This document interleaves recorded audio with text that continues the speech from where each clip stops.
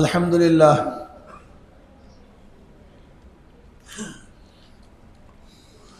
আলহামদুলিল্লাহ নাহমাদুহু ওয়া নাস্তাঈনুহু ওয়া নাস্তাগফিরুহু ওয়া নাউযু বিল্লাহি মিন শুরুরি আনফুসিনা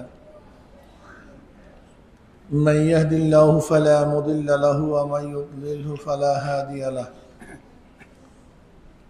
ওয়া নাশহাদু আন লা ইলাহা ইল্লাল্লাহু ওয়াহদাহু লা শারীকা লাহু ونشهد أن محمدا عبده ورسوله أما بعد فأعوذ بالله من الشيطان الرجيم بسم الله الرحمن الرحيم إن الله وملائكته يصلون على النبي يا أيها الذين آمنوا صلوا عليه وسلموا تسليما اللهم صل على سيدنا اللهم صل على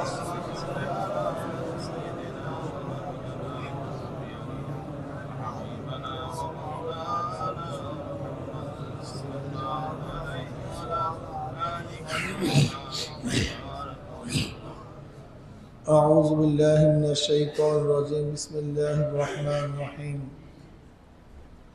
كتب عليكم الصيام كما كتب على الذين من قبلكم لعلكم تتقون صدق الله العلي العظيم আল্লাহ পাকের শুকর যে মাওলাই করিম আপনাকে আমাকে এখন পর্যন্ত হায়াতে রেখে সুস্থ শরীরে সুন্দর এক পরিবেশে রোজা আদায়ের তৌফিক দান করছেন শুকরিয়া দান সবাই বলি আলহামদুলিল্লাহ। কত মানুষের হায়াত শেষ হয়ে গেছে, গিয়ে দেখেন আজকেও কত মানুষ দুনিয়া থেকে বিদায় হয়ে গেছে। প্রতিদিন মানুষ মারা যায়, প্রতিদিন এই বাংলাদেশেও গড়ে প্রতিদিন যেন কত মানুষ মারা যায়, গড়ে বাংলাদেশে প্রতিদিন কত মানুষ যেন মারা যায়, সংখ্যাটা আমার এখন খেয়ালে নেই। এরকম প্রতিদিন মারা যায়, এই জেলার মধ্যে মারা যায়, ইউনিয়নের মধ্যে মারা যায়। আল্লাহ পাক আপনাকে আমাকে হায়াতে রেখেছেন, এই হায়াতের একমাত্র মালিক আল্লাহ। এইটা আমাদেরকে খুব ভালো মতো বুঝতে হবে। এই হায়াতের একচ্ছত্র অধিপতি আল্লাহ, এখানে কার কোনো হাত নাই, কোনো বিজ্ঞানী ডাক্তার জ্ঞানী কার কোনো হাত নাই। আল্লাহ পাক যতক্ষণ পর্যন্ত হায়াত রেখেছেন ততক্ষণ পর্যন্ত আমরা থাকবো, হায়াত নেই আমরা কেউ থাকবো না। বাকি কাজটা হলো হায়াতকে কিভাবে কাজে লাগাইতেছি, এটা হলো দেখার বিষয়। এটা সবচেয়ে মারাত্মক দেখার বিষয়, হায়াতকে আমরা কিভাবে কাজে লাগাইতেছি। এই হায়াতকে যে যেভাবে কাজে লাগাবে সে ব্যক্তি সেইভাবে দামি হবে। আমি কথাটা বুঝতে পারছি ভাই? এই হায়াতকে যে যেভাবে কাজে লাগান, কেউ বেহুদা গান গুজব মদ আড্ডা জুয়া 24টা ঘন্টা তারা গুনার মধ্যে লিপ্ত, এরকম একদল লোক আছে না ভাই? তাদের হায়াতটা আসলে হায়াতটাই বেকার। প্রতিদিন না বাংলাদেশে গড়ে 25-2600 লোক প্রতিদিন বাংলাদেশে মারা যায়।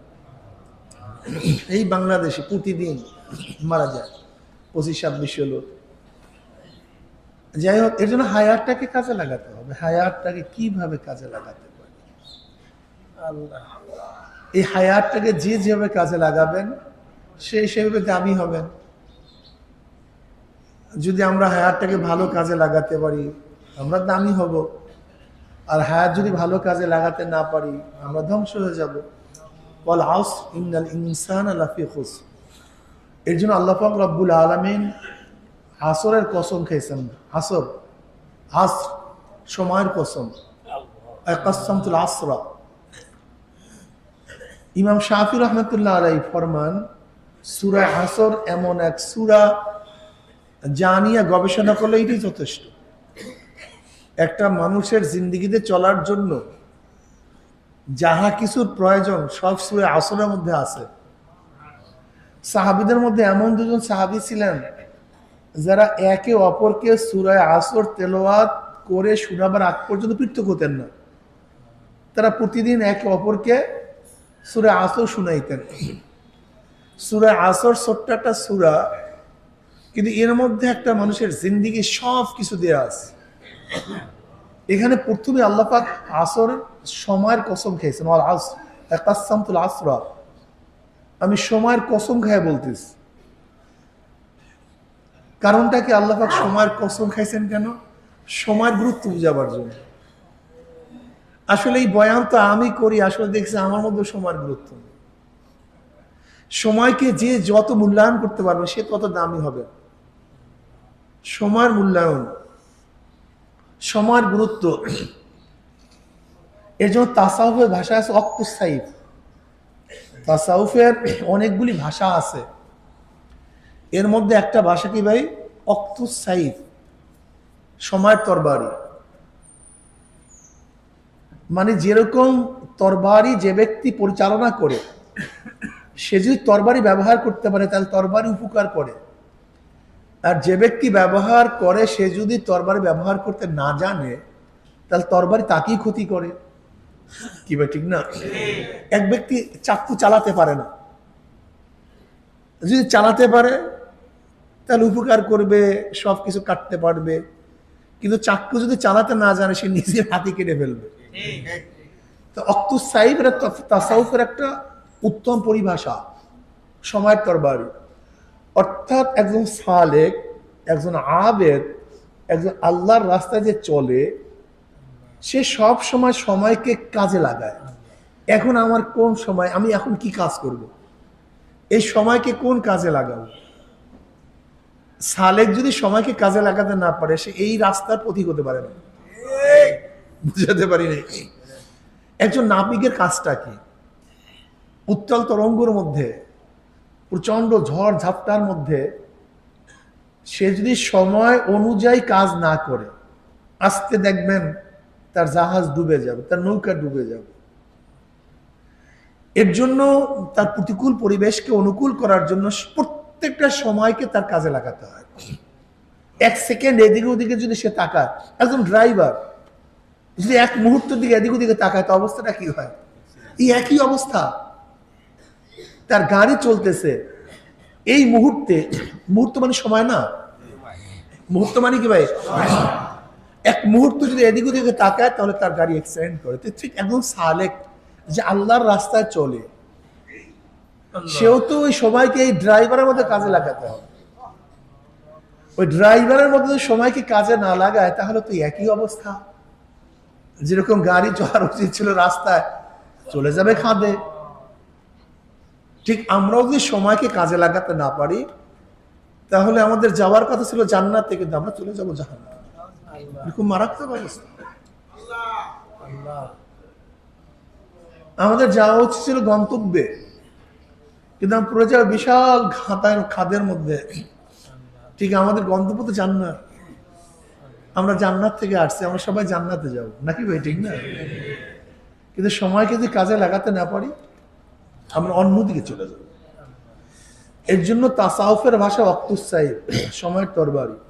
একজন সালেক সময়কে খুবই গুরুত্ব দেয়। যেমন ধরে নেন রমজান মাস, এই রমজান মাসের ফজিলাত প্রতিটা মুহূর্তে। এখন যদি একজন সালেক এই রমজান মাসের সময়টাকে কাজে লাগাতে না পারে, সে যদি এই সময়টাকে অন্য অন্য মাসের মতোই মনে করে, তাহলে সে ব্যর্থ। সে কি ভাই? তার মানে সে সময়কে কাজে লাগাতে পারেনি। এর জন্য সময়ের তরবারি, সময়কে কাজে লাগান। কখন কোন সময় কি কাজ করবেন, আমার তফকা কি, আমার অবস্থান কি, আমার হালাত কি, ওই সময় একজন সালেক ওই হালাত অনুযায়ী সময়কে কাজে লাগায়। যেমন ধরে নেন যখন ইবাদতের মজা চলে আসছে তখন ওই ব্যক্তি ইবাদতের মধ্যে মগ্ন থাকে। কেন? মানুষের মন সবসময় এক থাকে না। মানুষের মন, আপনাকে হাদিসের মধ্যে দেখেন না হানজালা রাদিয়াল্লাহু তাআলা আনহুর অবস্থাটা কি? হানজালা রাদিয়াল্লাহু তাআলা আনহু জলিল কদর সাহাবী, মুসলিমের মধ্যে রওয়ায়াত আসছে একদিন দৌড়ে আর বলছে হানজালা মুনাফিক হয়ে গেছে, হানজালা মুনাফিক হয়ে গেছে। আবু বকর সিদ্দিক রাদিয়াল্লাহু তাআলা আনহু তিনি শুনলেন হানজালা বলতেছে হানজালা মুনাফিক হয়ে গেছে। আসলে দেখেন তাদের হালাত, তাদের অবস্থা, তাদের কলবের খেয়াল আমাদের খেয়াল কি আজীব। এই জন্য বলছে না, যদি সাহাবারা আমাদেরকে দেখতেন বলতেন এগুলো সব কাফের। আসলেও আর আমরা যদি তাদেরকে দেখতাম বলতাম সব পাগল। আসলেও ভাই আজকে মদিনার ইসলাম তো পরাজিত ওর দিকে। মদিনার ইসলাম কে মানতে চায়? আধুনিক ইসলাম নিয়ে সবাই পাগল। মদিনার ইসলামের মধ্যে মিথ্যা নাই, কিন্তু আধুনিক ইসলামের মধ্যে চরম মিথ্যা। আধুনিক ইসলামের মধ্যে মিথ্যা, ধোঁকাবাজি, শটটামি, ফাজলামি, অপবাদ, অপপ্রচার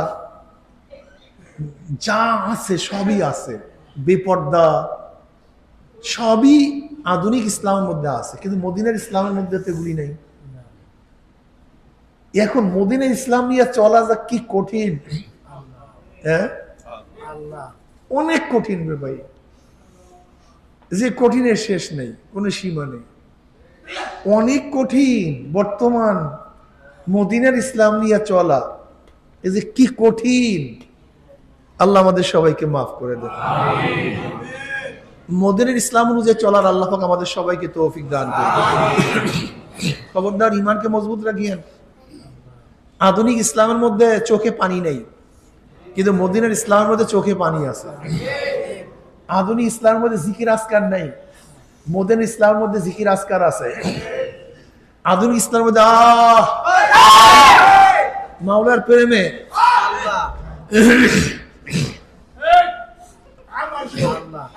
এই অন্তরস্থ থেকে জ্বালা নাই, কিন্তু মদিনার ইসলামের মধ্যে জ্বালা আছে। কি কথা বুঝাতে পারি? আধুনিক ইসলামের পাগল পাগল ভাব নাই, কিন্তু মদিনার ইসলামের মধ্যে পাগল পাগল ভাব আছে। আধুনিক ইসলামের তাওয়াজু নাই, কিন্তু মদিনার ইসলামের মধ্যে তাওয়াজু আছে। আধুনিক ইসলামের মধ্যে মোহাব্বত নাই, কিন্তু মদিনার ইসলামের মধ্যে মোহাব্বত আছে। আধুনিক ইসলাম আর মদিনার ইসলাম ভিন্ন জিনিস। আধুনিক ইসলামের মধ্যে মাওলার ভয় নাই, কিন্তু মদিনার ইসলামের মধ্যে মাওলার ভয় আছে। আধুনিক ইসলামের মধ্যে দুনিয়াকে প্রাধান্য দেওয়া হয়, আর মদিনার ইসলামের মধ্যে আখিরাতকে প্রাধান্য দেওয়া হয়। আধুনিক ইসলামের মধ্যে দুনিয়ার গুরুত্ব সবচেয়ে বেশি হয়, আর মদিনার ইসলামের মধ্যে আখিরাতের গুরুত্ব সবচেয়ে বেশি হয়। আধুনিক ইসলামের মধ্যে দাড়ি ছাঁটা, দাড়ি কাটা আছে, কিন্তু মদিনার ইসলামের মধ্যে দাড়ি ছাঁটা, দাড়ি কাটা নাই। আধুনিক ইসলামের মধ্যে প্যান্ট শার্ট টাই সব আছে, কিন্তু মদিনার ইসলামের মধ্যে লেবাসুত তাকওয়া আছে। আধুনিক ইসলামের মধ্যে বেপর্দা মহিলাদের ইফতার আছে, মিছিল মিটিং আছে, কিন্তু মদিনার ইসলামের মধ্যে বেপর্দা মহিলাদেরকে মিছিলও নাই, মিটিংও নাই, ইফতারিও নাই।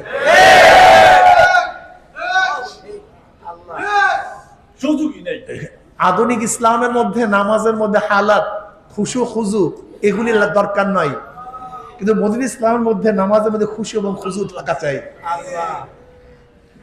আধুনিক ইসলামের মধ্যে নামাজ হলো ক্ষমতা যাওয়ার পদ্ধতি, পন্থা, পাথেয়, মাধ্যম, এটা মূল না। কিন্তু মদিনার ইসলামের মধ্যে যেগুলি ইবাদত জাতিয়া, মূল ইবাদত, এগুলো হলো আসল, আর এর বাইরে যা আছে সব ওসাইল, সব হলো মাধ্যম। কাজে আধুনিক ইসলাম আর মদিনার ইসলামের মধ্যে আসমান জমিন পার্থক্য করে ভাই। কাজে আধুনিক ইসলামের সাথে যদি মদিনার ইসলাম মিলাতে যান তো খুব কঠিন হয়ে যাবে, অনেক কঠিন হয়ে যাবে। হানজালা রাদিয়াল্লাহু তাআলা আনহু বলেন হানজালা মুনাফিক হয়ে গেছে। দেখেন নিজেকে কত কিছু মনে করা, নিজেকে মুনাফিক, কাফেরের চেয়েও খারাপ মনে করা, কাফেরের চেয়েও খারাপ মনে করা। চিন্তা করতে পারছেন? আবু বকর রাদিয়াল্লাহু তাআলা বললেন, ভাই হানজালা তুই মুনাফিক হয়ে গেছিস কিভাবে? কি বলো তুমি মুনাফিক হয়ে গেছো? হ্যাঁ, তুমি কি বলতেছো মুনাফিক হয়ে গেছো? তাহলে হ্যাঁ ভাই আমি মুনাফিক হয়ে গেছি। কিভাবে? জনাবে মুহাম্মদ রাসূলুল্লাহ সাল্লাল্লাহু আলাইহি ওয়াসাল্লামের দরবারে তার মজলিসে যখন থাকি, নবী আলাইহিস সালাতু ওয়াস সালাম জান্নাত এবং জাহান্নামের যখন বয়ান করেন, মনে হয় জান্নাত দেখতেছি, জাহান্নামে পড়ে গেছে, জাহান্নামের সামনে। কিন্তু নবী আলাইহিস সালাতু ওয়াস সালামের থেকে যখন বাইরে চলে আসি, সেই হালাত তো থাকে না, সেই অবস্থান তো থাকে না। কাজে নবী আলাইহিস সালাতু ওয়াস সালামের উপস্থিতিতে এক অবস্থা, তার বাহিরে ভিন্ন অবস্থা। এইটাই তো মুনাফিকি। চিন্তা করছেন কত সূক্ষ্ম, কত তীক্ষ্ণ, সময়ের কত মারাত্মক তীক্ষ্ণ নজর। ওই সময় এই অবস্থা, এই সময় এই অবস্থা। কি বুঝলেন? এরকম চিন্তা ভাবনা আমাদের মধ্যে আছে। ওই সময় কি অবস্থা ছিল, এই সময় কি অবস্থা ছিল। এই চরমনে মুজাহিদরা, আপনি কি একদিনে খেয়াল করে দেখছেন চরমনে যখন প্রথম মুজাহিদ হয়েছিলেন তখন আপনার কলবের হালাত কি ছিল, এখন কলবের হালাত কি? আমি তো দেখছি আমি একেবারেই গুমরা এবং গুমরার চরমে চলে গেছি। প্রথম যখন শায়েখ রহমতুল্লাহ কাছে বয়াত হয়েছি তখন হালাত সুবহানাল্লাহ, যে মাজুব অবস্থা ছিল, এখন তো তার কিচ্ছু নেই, বরং পুরো উল্টা হয়ে গেছে, পুরো উল্টা হয়ে গেছে। এই যে সময়, এইগুলি নিয়ে যদি আমি আপনি গবেষণা না করি যে আমার আগে কি অবস্থা ছিল, এখন কি অবস্থা, আগে আমি এই কাজটা করতে পারতাম, এখন এই কাজটা করতে পারি না কেন, আগে আমি ইবাদত এইভাবে করতাম, এখন ইবাদত করতে পারি না কেন। এইটা তো একজন সালেকের কাজ। একজন সালেকের কাজটা কি? এখানে আসছেন কেন? দেখেন, এই বয়ান কিন্তু আসলে মাকসাদ না। তরবিয়াতের মূল মাকসাদ হলো নিজেকে গঠন করা, নিজেকে গঠন করা, নিজেকে ফারেক করা। মুসা আলাইহিস সালাতু ওয়াস সালামের সাথে আল্লাহ পাক কথা কখন বলছেন? আল্লাহ পাক বলছেন তুমি 30টা রোজা রাখো। কয়টা রোজা রাখো? এই 30টা রোজার মধ্যে তিনি রাত দিন কখনোই তিনি ইফতার করতেন না। রাত্রে ইফতার করতেন না, দিনেও তিনি ইফতার করতেন না। অথচ খিজির আলাইহিস সালাতু ওয়াস সালামের সাথে যখন সফর করছিলেন, আধা বেলা যেতে না যেতে বলছে খাদ্য দাও। আর এখানে 30 দিন রাত্রে ইফতার নেই, দিনেও ইফতার নেই। একটা প্রশ্ন আছে কি নেই? ওই জায়গায় আধা বেলা যেতে না যেতেই খাদ্য চেয়েছেন।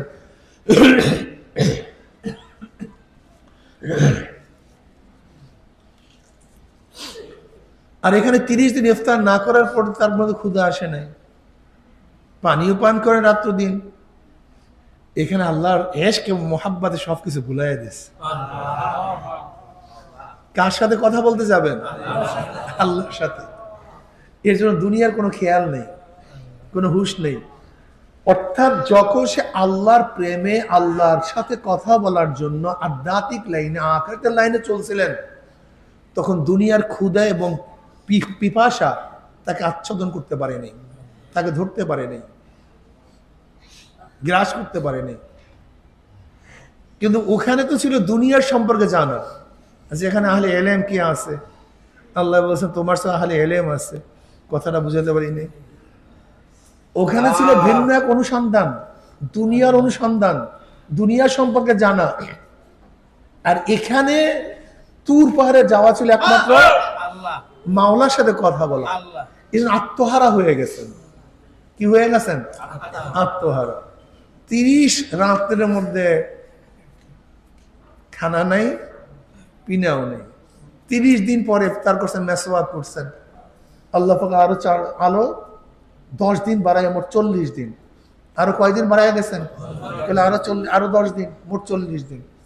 এই 40 দিন তিনি তার কাফেলা বনি ইসরাইল থেকে হারুন আলাইহিস সালাতু ওয়াস সালামের দায়িত্ব দিয়ে তিনি চলে গেছেন তুর পাহাড়ের মধ্যে। এই যে একা একা থাকা, আলোক করা নিজেকে, এগুলি দরকার। এই গোসানিসিন এখতিয়ার করা। তা আমরা ঘরের থেকে ফারেক হয়েছি মাওলাকে পাওয়ার জন্য, এই ঘরের থেকে আসছি মাওলাকে চেনার জন্য। এর জন্য মাঝে মাঝে নিজেকে আলোক করতে হয়। কিন্তু দেখবেন আমাদের মধ্যে যে ইসলামী আন্দোলন বাংলাদেশের মধ্যে সবচেয়ে বেশি জড়িত, এরা কিন্তু এই লাইনে এখন আর নাই। ইসলামী আন্দোলনের সাথে যারা খুব খুব বেশি জড়িত, তারা দেখবেন এইমাত্র যে বয়ানগুলি করছে এর থেকে আস্তে আস্তে তারাও দূরে সরতেছে। খুব খেয়াল করে দেখেন, এই যে মাজলিসের মধ্যে আছে, দেখবেন ইসলামী আন্দোলন খুব বড় দায়িত্বশীল কয়েকজন আছে, আমি তো দেখি না, আমি তো খুব দেখি না। তার মানে তাদের মধ্যে এই সমস্ত হালাত পয়দা করার দরকার নেই, এগুলি তাদের জন্য না, এগুলো ওই যে সাধারণ মুজাহিদ টুজাহিদ, ওই যে গরিব শরীফ আছে, এগুলির জন্য। আসলে আল্লাহর কি কৃষ্ণা, জান্নাতের কিন্তু এই হাবা গোবা লোকগুলি বেশি দেয়। এই হাবা গোবা বেশি চালাক চুলাক কিন্তু জান্নাতে কম যায়। ওই ওয়াইস করিম রহমতুল্লাহ কথা বললাম না, মাজুব মাজুব পথ, কি পথ? এই মাজুব মাজুব পথ, দেওয়ানা দেওয়ানা ভাব, এটাই হলো তারাক্কি বেশি, কলব সাফ করেন। হানজালা রাদিয়াল্লাহু তাআলা আনহু তিনি মুনাফিক হয়ে গেছেন বলতেছেন, যে নবী আলাইহিস সালাতু ওয়াস সালামের দরবারে এক অবস্থা, বাইরে এইটাই তো মুনাফিকের অবস্থাটা কি, এক এক সময় এক হালাত, এইটাই তো মুনাফিকের আলামত। কাজী হানজালা মুনাফিক হয়ে গেছে।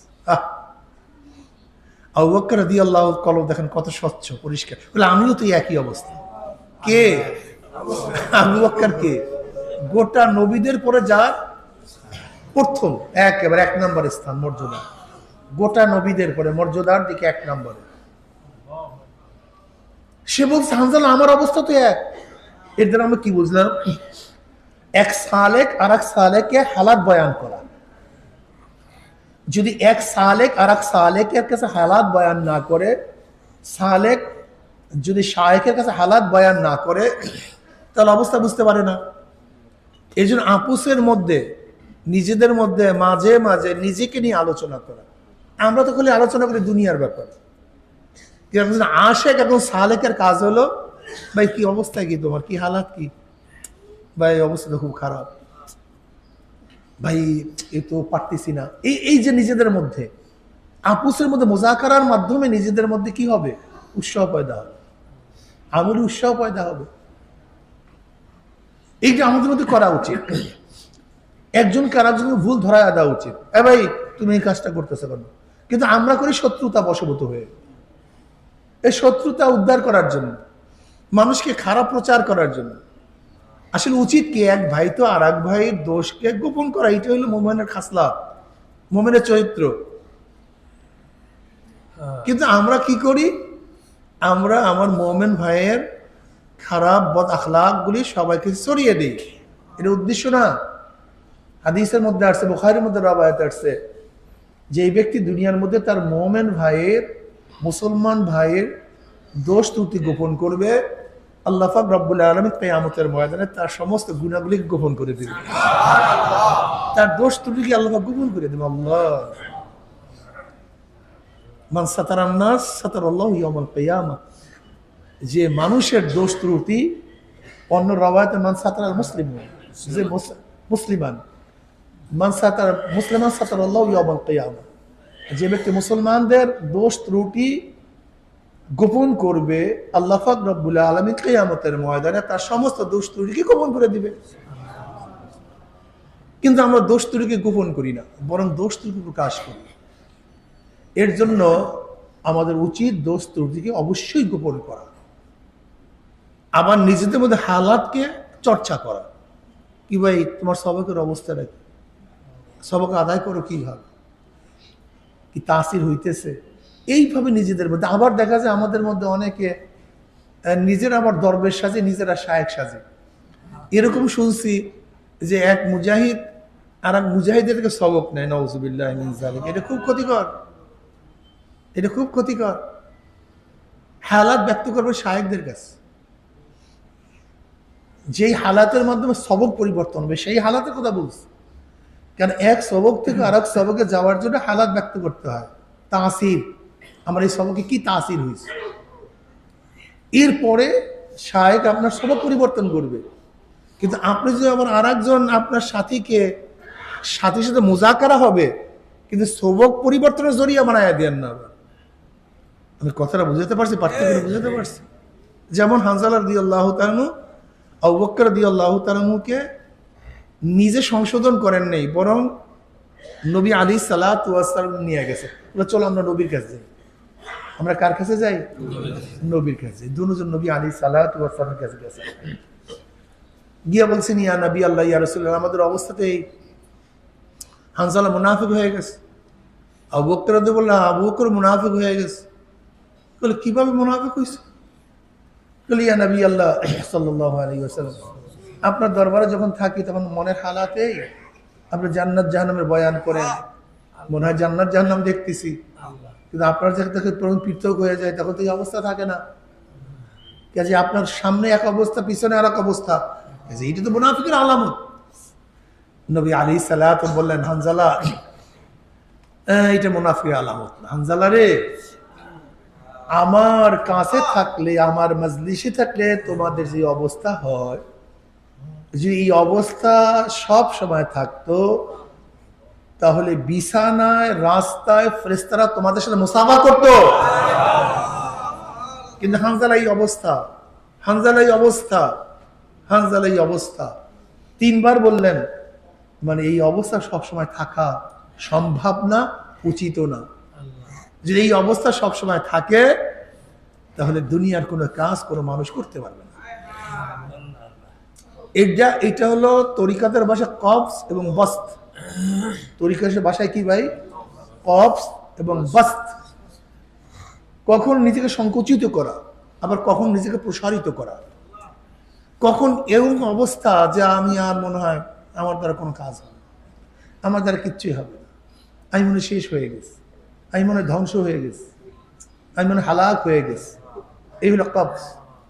আবার অনেক সময় দেখে প্রশস্ততা চলে আসে, না আল্লাহ মনে হয় মাফ করবে, আল্লাহ মনে হয় ক্ষমা করবে, আল্লাহ পাক দয়ালু, আল্লাহ পাক মেহেরবান, আল্লাহ পাক গফফার, আল্লাহ পাক সত্তা।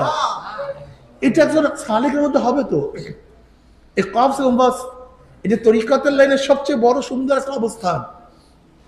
মাঝে মাঝে দেখবেন হালাত এরকম, মনে হয় আমি কিচ্ছু, সব শেষ, সব শেষ, আমার দ্বারা কিছুই হবে না। আবার মাঝে মাঝে আল্লাহ মাশাআল্লাহ আলহামদুলিল্লাহ। এরকম হালাত যদি আমাদের মধ্যে পয়দাই না হয়, তা কেমন আপনার তরিকাতের লাইনের লোক? আপনি কেমন লোক তরিকাতের লাইনে? হ্যাঁ, মাঝে মাঝে দেখবেন নিজেকে সবচেয়ে ছোট মনে করা, আবার অনেক সময় দেখা যায় আল্লাহ পাকের কাছে নিজেকে সুপর্দ করা, মনে হয় আল্লাহ মাফ করে দিবে ইনশাআল্লাহ।